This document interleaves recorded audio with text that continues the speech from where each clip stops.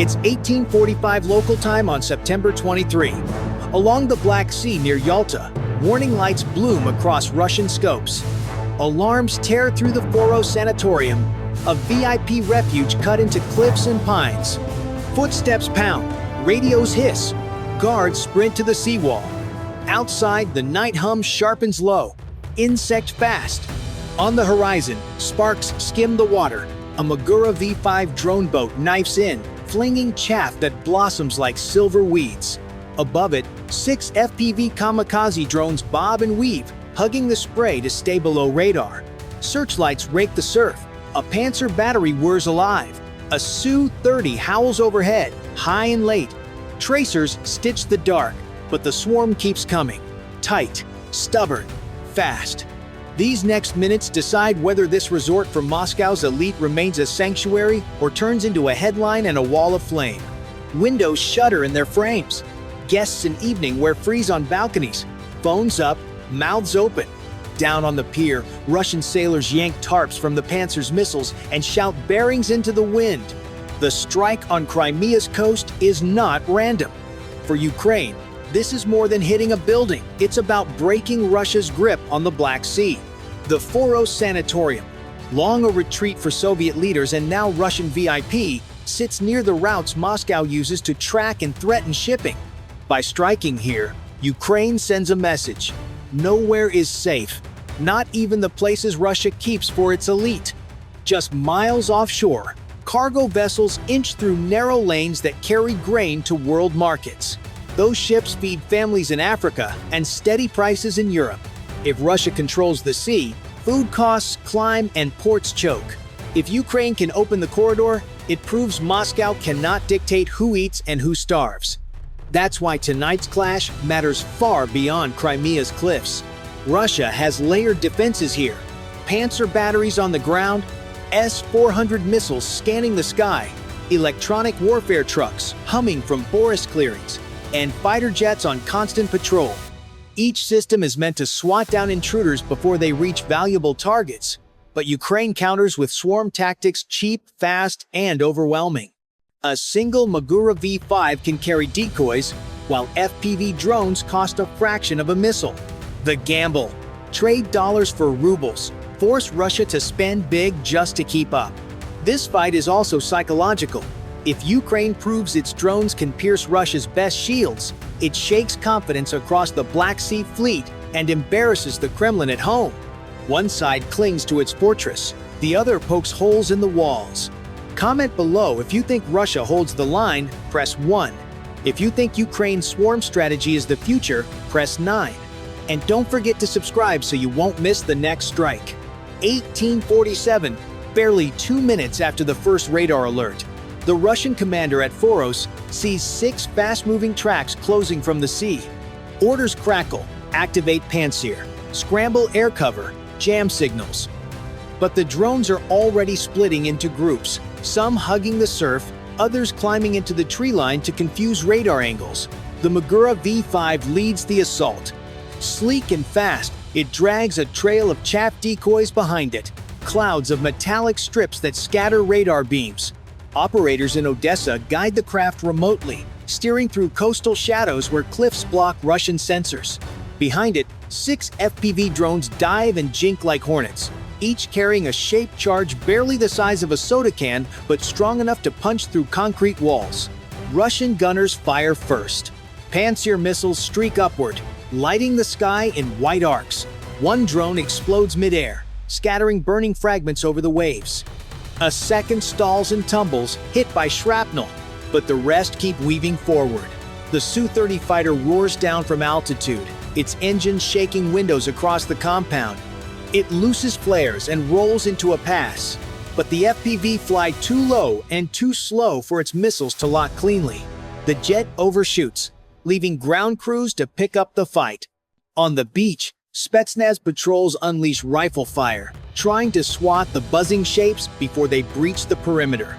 Tracers spark through the night, bouncing off rocks and splashing into the surf. Still, the swarm presses closer.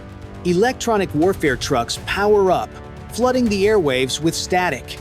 The control feed flickers in Odessa, screens jitter. Signals lag by a heartbeat. For a moment, one drone veers off course. But the operators quickly retune, switching channels, fighting to keep their machines alive. By 1849, 4 drones remain on attack course. The Magura slams forward, using its bulk to distract the Pantsir crew. Gunners split their fire, some tracking the surface craft, others the airborne intruders. That's when 2 FPV dart through a blind spot straight over the seawall. Explosions flash as they hit the outer buildings of the sanatorium. Shockwaves rattle windows and send masonry crumbling. Panic spreads among guards and guests alike. The opening blows are landed, and the battle is only beginning. By 1851, the situation at Foros grows chaotic. 2 buildings burn, smoke twisting into the night sky. Russian fire crews rush in, but every eye stays on the radar because 4 drones remain. The Pantsir reloads, its crew frantic, while the Su-30 circles back. The swarm is closer now, and mistakes carry heavier costs. One FPV drone darts across the tennis courts, barely skimming the ground. Spetsnaz fighters chase it, firing in bursts, but the drone dives behind cover. A second streaks toward the main wing of the sanatorium, its motor buzzing like a chainsaw. Guards scream warnings as it zigzags through the courtyard.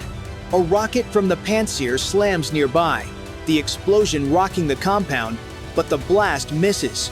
To the south, the Magura V5 pushes in, absorbing attention it was built to draw. Gunners pour rounds into its hull, but the boat is armored just enough to survive. Every second it stays afloat gives the smaller drones a better chance. Russian EW units crank their jammers to maximum. The air fills with static, and Ukrainian operators struggle to keep a steady feed. One drone freezes, then crashes against a balcony in sparks. Another loses altitude, skimming rooftops before smashing into a shed, but 2 remain on track. The sanatorium shifts into emergency mode. Sirens wail as staff rush guests toward bunkers carved into the cliffs. Lights flicker. On radar, the last 2 drones appear like gnats, but everyone knows their warheads can shatter stone. The Su-30 dives again, trying to catch one in its gun sight. Tracers rake across the sky, missing by inches. The drone jukes low, so close the jet risks slamming into terrain. The fighter pulls up, leaving ground defenses once more to carry the burden. At 1854, the pressure is unbearable. Crews know they've stopped some, but not all. Every system, missiles, guns, jammers, is stretched thin. The swarm has done its job, forcing Russia to fight everywhere at once. If even one slips through, the resort becomes rubble.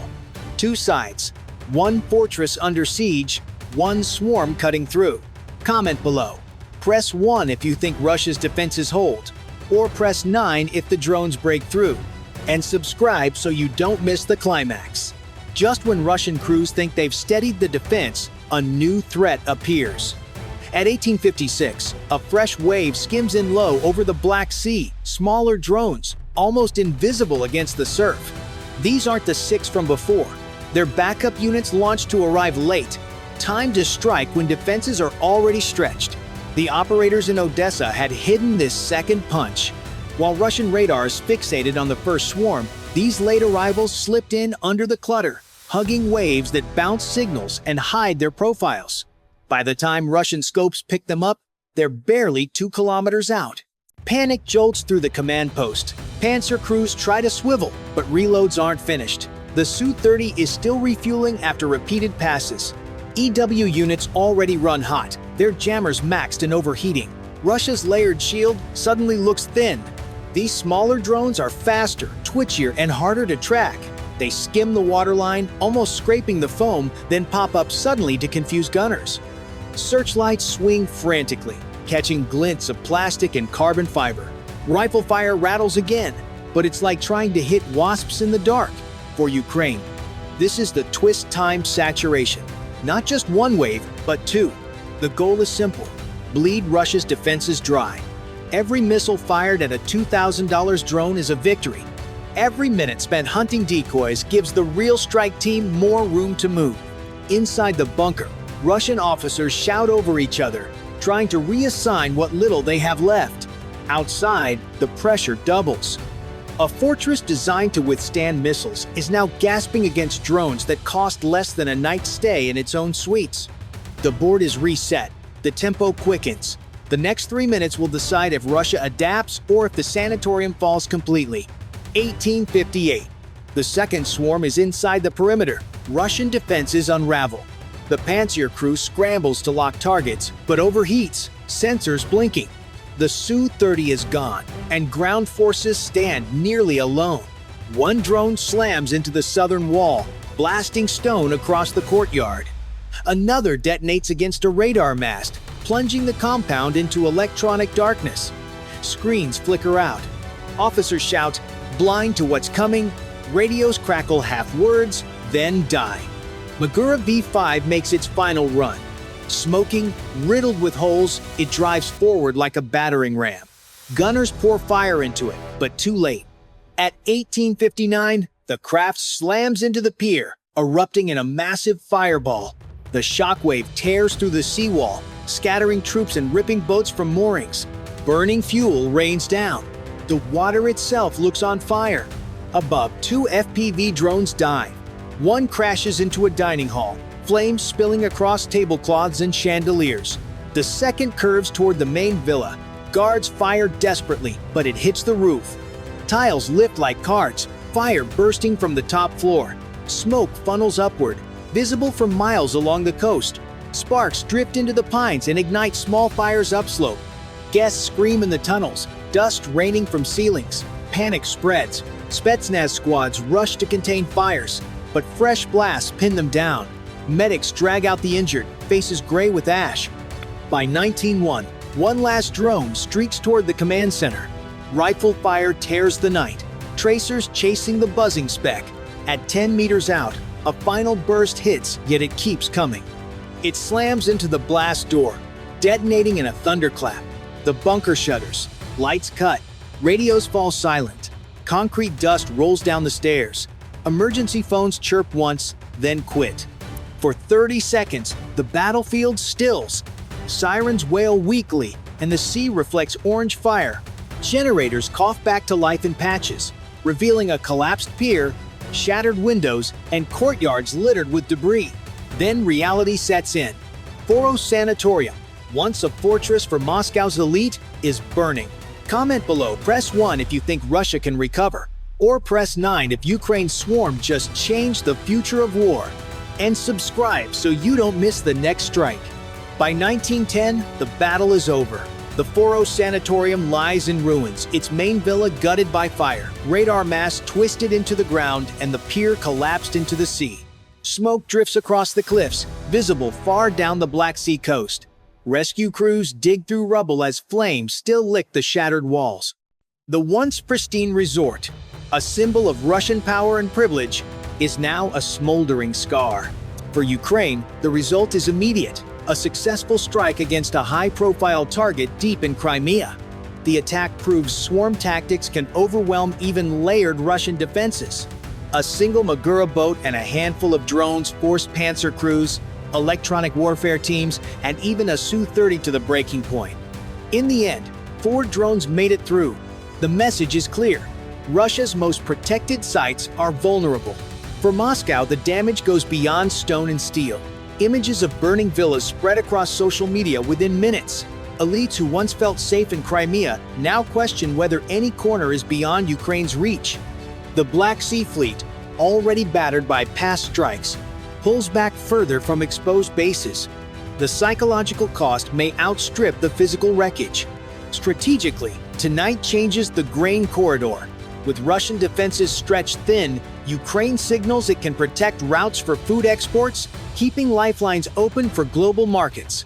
Every drone strike that succeeds lowers Moscow's credibility and raises Kyiv's leverage in negotiations. But there's a darker lesson. Cheap drones are forcing expensive defenses. Every missile Russia fires costs millions. Every swarm costs Ukraine thousands. The imbalance grows, and both sides know the next wave could be larger, faster, and deadlier. For now, the sea remains contested, the air buzzing with uncertainty. Tonight, Ukraine showed that persistence and ingenuity can pierce the strongest fortress. Comment below, press 1 if you believe Russia will rebuild its shield stronger than ever, or press 9 if you think Ukraine's swarm has permanently changed the balance. And subscribe, because the next strike could rewrite the rules again.